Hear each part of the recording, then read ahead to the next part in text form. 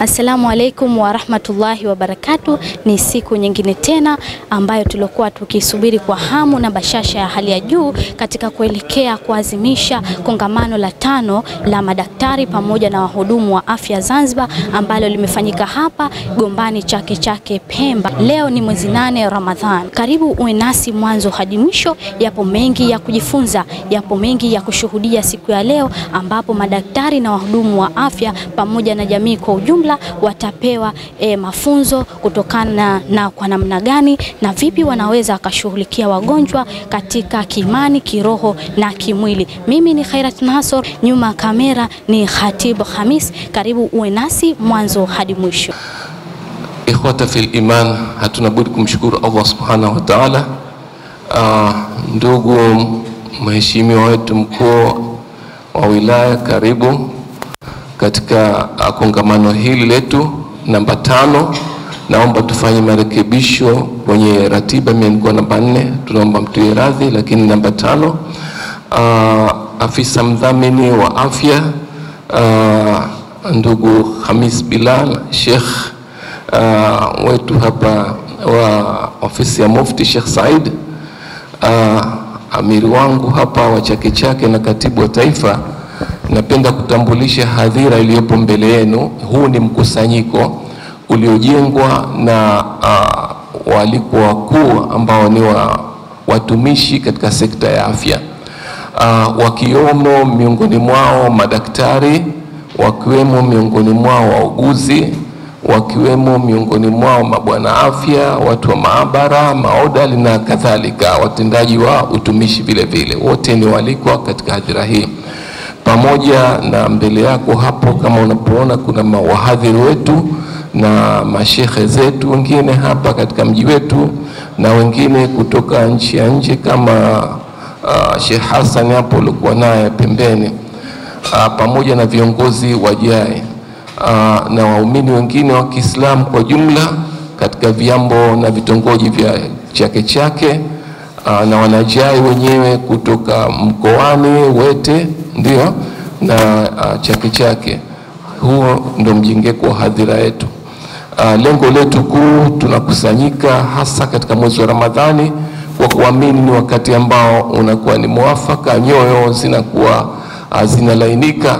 Kwa hivyo tumeona ni wakati muafaka wa kukaa pamoja na kuona jinsi gani tunahuisha akhlaq na maadili katika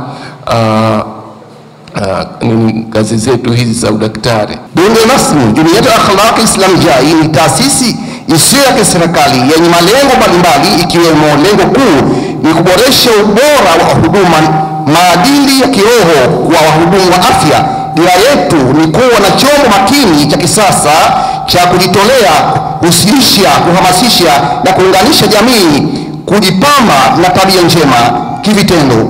Hili linatokana na changamoto zilizokuwepo katika jamii yetu. Ndugu rasmi, Jumuiyatul Akhlaq Islam Pemba ilipozinduliwa na Mheshimiwa Waziri wa Afya serikali ya Zanzibar, imeongezeka wanachama na kuongeza kutoa huduma zake katika hospitali za Kinyasini Pemba, vitongoji na mikoani, na kuwa na uongozi imara wenye kufanya kazi zake kama inavyotakiwa na kama tunavyojionea leo hii. Neno langu la kwanza kabisa litakuja kwa wanajai wenyewe.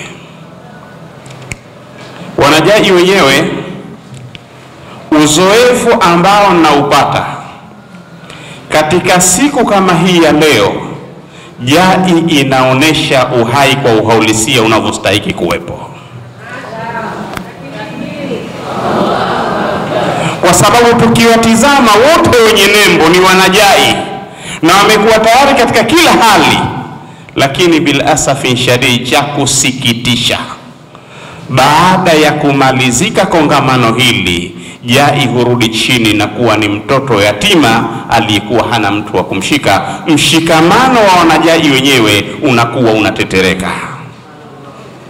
Neno langu kwa wanajai wote kisiwani Pemba na Zanzibar kwa ujumla, uhai huu ambao tunauonesha leo tuuendeleze mpaka kufikia kongamano jingine litakalokuja katika mwaka unaofuata wa 1447 Hijiria, ambayo itakuwa ni mwaka 2026.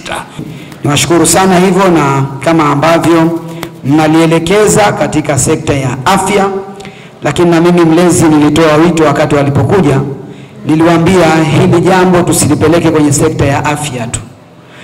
Wananchi wote wanahitaji kupata huduma zilizo bora kwenye sehemu tofauti za utumishi wa umma. Kwa hiyo nikawaambia mara nyingine pamoja na madaktari, lakini tulenge kuwakumbusha Waislamu katika kutoa huduma kwenye maeneo mbalimbali ya serikali yetu hii, ili udaktari ufanye kazi yao, lakini ukiwa mtumishi kwenye sekta ya usafirishaji ufanye la kwako, ukiwa mtumishi kwenye sekta ya biashara, alimradi watu wote ambao ni watumishi kwenye serikali hii, huu mkutano wanaweza wakapata kitu cha kuchukua na wao, tukiwa kama Waislamu, ili tutoe huduma bora na kupeleka mbele Uislamu, lakini na kuchangia pale ambapo watakiwa kuchangia. Ndugu wanajai, suala la tiba lina nafasi kubwa kwenye Uislamu. Mashehe wanatuambia hao, na hadithi zinatuambia pia, Muislamu mwenye nguvu ni tofauti na yule asiye na nguvu. Huu ni msitizo wa kuwa afya ni bora. Mtu ambaye ana afya nzuri tofauti na yule ambaye hana afya nzuri. Kwa hivyo JAI imekuja kwenye jambo hili, wanachangia damu, wanasaidia, lakini wanatuunganisha kwenye mambo mbalimbali ya kijamii, mambo ambayo ndio msingi wa dunia yetu na akhera yetu. Ndio msingi wa dunia yetu na akhera yetu. Maana Allah ametuambia mwenyewe, wa'tasim bihablillahi jamia wala tafarraku. Kwa hivyo muungano kama huu ni miongoni mwa kuungana, kushirikiana kwenye mambo mema. Sasa JAI iendeleze haya mambo kwa sababu yana mustakbali nzuri wa dunia yetu na akhera yetu. Leo nazungumzia wema katika kuziamsha nyoyo zilokuwa zimechoka, wema katika kuzifurahisha nyoyo zilokuwa zimehuzunika, wema katika kuzifanya nyoyo ambao zilikuwa zimevunjika, amekata tamaa, ukamregesha katika kwamba bado wewe una nafasi katika dunia hii. Wallahi umefanya ibada iliyokubwa. Neno jabrul khawatir, kule kuziunganisha nyoyo, neno hili limepatikana katika Qur'ani kwamba ni sifa katika sifa za Allah, kwamba Allah tabarak wa taala katika sifa zake ni al-Jabbar. Mara nyingi Waswahili sisi tukifasiri Jabbar ni jitu jeuri, si ndio? Lakini Qur'ani haimpi sifa mbaya Allah. Al-Jabbar maana yake Allah anamuunganisha kiumbe kutoka kwenye hali ngumu kumleta maskini, mara kabadilika akawa tajiri. Fallahu huwa al-Jabbar. Al-marid fasara sahihan, mgonjwa akapata afya. Hali ngumu zote Allah ndio anazobadilisha. Asema Allah katika Qur'ani, amman yujibul mutarra idha daa wa yakshifu. Ni nani mwingine anaitika mwito au ombi la yule anayemuomba, na ni nani anayeondosha madhara anapobadilisha mambo isipokuwa nani? Allah. Namalizia na kijana alikuwa na mamake na maisha mazuri, resheni imejaa nyumbani, lakini siku moja akamsikia mama amwita jirani maskini, hebu naomba chumvi. Yule kijana akamwambia, mama, mbona unaniaibisha?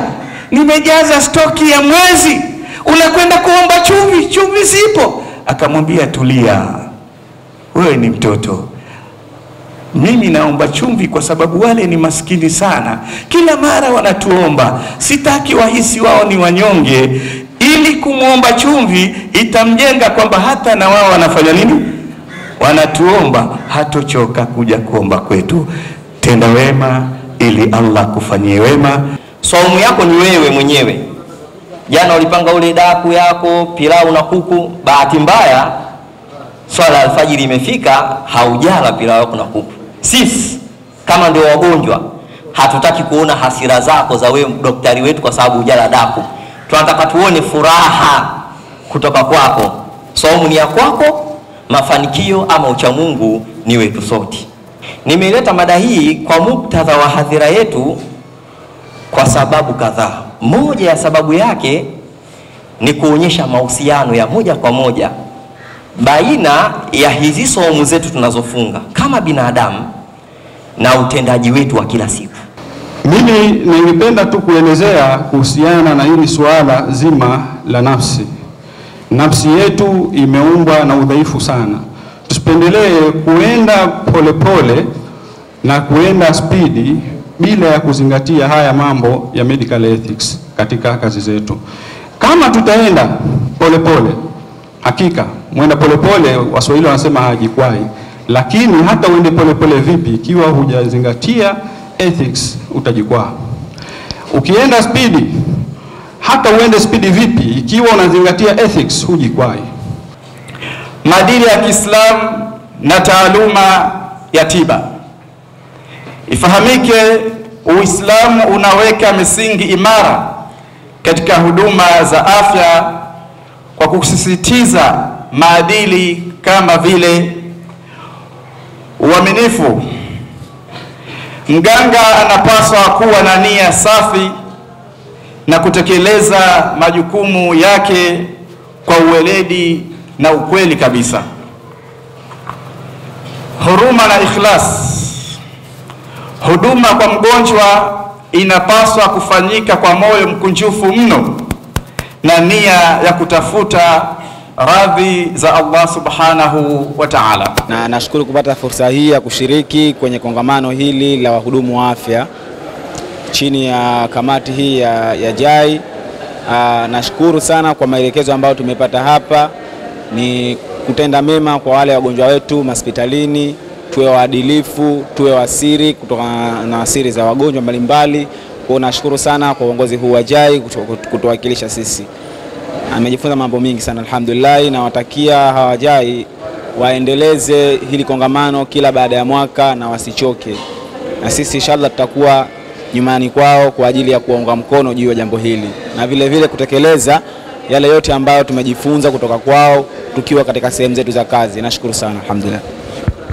Nimejifunza vitu vingi tu, kwa mfano maadili katika kutoa huduma kwa wanajamii.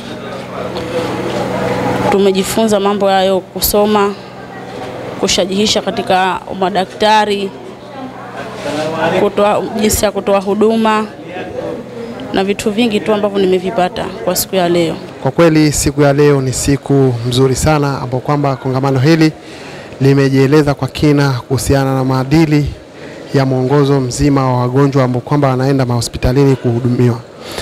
Kwa hiyo kwa kweli leo tumepata maneno mazuri, maneno yenye hekima na busara ndani yake, maneno yenye kuvutia, maneno mazuri mno.